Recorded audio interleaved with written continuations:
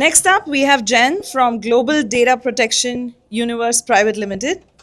She's a seasoned expert in cyber and data security, and today she's going to be talking to us about the crossroads between data governance and cybersecurity. Over to you, Jen.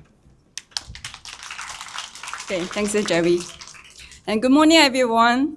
I think everyone got influenced by Wendy quite well. And while we are waiting, I heard a lot of people still talking about your $1 million, right?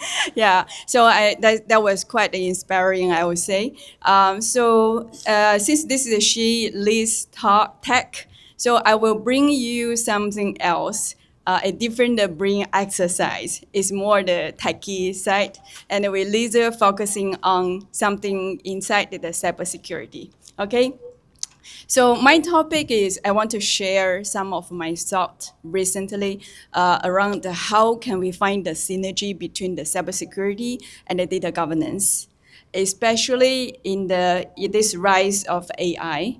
Then we have to think about how we are going to coordinate and find the synergy between the privacy, data governance, risk, compliance. So you can see the structure of this topic is one cybersecurity met the data governance. Actually, I got inspired by a name of a U.S. drama, a movie called When Harry Met Sally. Okay, I'm not gonna ask you to raise your hand how many of you heard about this drama. It's quite an old one. It's back to 1989, I think. But I see some of you nod your head, so be careful disclose your age range. That's a privacy issue. Okay, yeah, all right. So let me also introduce myself a little bit. I think the next one. Yeah.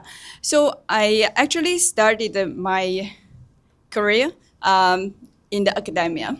So after my PhD time, and then I started to being the security researcher and a professor. So my research interest around the cloud security, IoT security, Android, deniable encryption.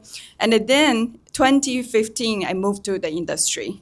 So joining Amazon Web Services. Then I started a 7 years journey there, starting with the security operation and then the security assurance, in the regulatory engagement, and then later during the COVID, I had the chance to build the APAC and the Japan audit team. So with this journey with AWS, I got the chance to look at all the industry's requirements and the government requirements, customer requirements in terms of security, in terms of the supply chain. And then in the recent 3 years, I joined the Universe. We are a Singapore headquartered company focusing on the digitalization in the renewable energy industry and also the decarbonization.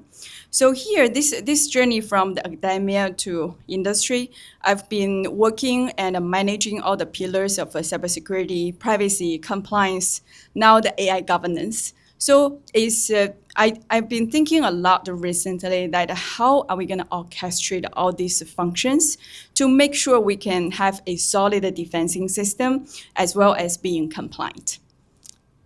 Okay, so I will talk about the both sides. Starting from there, the cybersecurity and also the data governance. We need to understand the recent change in these two areas.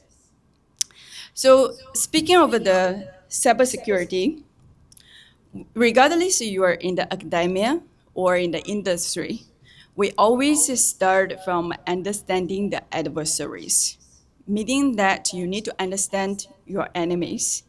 You need to analyze what are their capabilities so we can prepare, we can plan our resources. So you see the echo here. Yeah. Yeah. So the anniversary is what has been changed. So you can see some of the numbers on the screen. So those numbers I'm trying to demonstrate the acceleration from the attacking side. So the first one is 32 days. This is about the 0-day vulnerabilities, meaning the new vulnerabilities being discovered. In 2023, the average time between a new vulnerability being discovered and being published in the CVE database, the time is 30 days, 32 days. So that means you still have time to patch, to prepare your resources. Now in 2024, this number shrinked to 5 days. Okay, so it's a significant drop that because of the AI also enabled the attacking side. You see, you have a less time to prepare yourself. Then that also means you need to leverage a more automated tool to do the response. And this is about the new vulnerabilities, the 0 day. Then what's happening in for the existing threats, existing vulnerabilities? If you put a honeypot, so honeypot is a simulated target, you put it on the internet. The purpose is to lure the attacking, and you can analyze the attacker's behaviors. If you put a honeypot on the internet, nowadays, after 90 seconds, you will be discovered by some attackers. So they're very fast. And then later, 3 minutes later, the real exploitation, the breach gonna happen. That means that within 3 minutes, you're got a real trouble, real problem. And this is a simulation. So how about in the real world? You can see the last number, the 51 seconds. So this is so far the record time for the attacking in a live system. This is the time between the exploit start until it's become a real breach. Yeah. So all these numbers just give you an idea that the involvement from the attacking side. So let's move to the data governance side. In the past 2 decades, we've seen the explosion of the different regulatory frameworks in the cybersecurity, cyber resilience, privacy, risk, and now the AI governance. Yeah. So we're facing a dual challenge now. Just now I mentioned all those time racing thing. Because one time we need to prepare against those attackers. They're becoming faster and faster. And at the other side, any of the violations, the incident may lead to the regulatory, the compliance and penalties. So this is where we are. But you probably still feel that, okay, these two things, the cybersecurity, the data governance, they're still working in a parallel track. But that's not true. Actually, they're quite linked and dependent. So if you're a cybersecurity profession, you're probably very familiar with the triangles on the left side. That's the CIA, the confidentiality, integrity, and availability. Now with AI, we have another triangle to take care of. So that's effectiveness, transparency, fairness. So how we link these two together? You can imagine this way. So if your data or your AI model being compromised, so that means the integrity already been breached. And then because of that, then your AI effectiveness immediately fails because it's simply just not function reliable. If you encounter a security vulnerabilities, the vulnerabilities can also lead, not only the access control issue, can also lead to the injection of biased data. That's something we talk a lot in the AI nowadays, right? So, and also, how does that impact the transparency? Since all the events, the incident, I just mentioned, all of those are unexpected. So that means it's hard for you to justify your transparency and to explain how the model works. So now I think you probably get a little bit flavor that how does these two sides link with each other. But how can we make them work further? Then I will share the next 2 slides.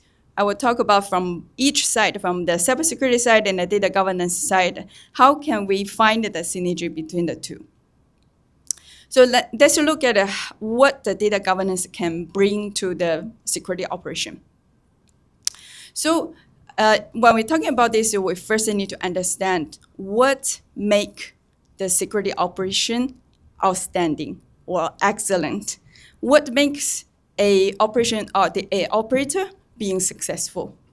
So you probably say, as a cybersecurity profession or operation expert, you probably say it's a well-organized playbook. It could be never miss the SLA, could be the mean time to detect and the response. Yes, all of these are very important. But you probably miss one of the very important element. That is the judgment. So the judgment actually play a key role to do the security operation.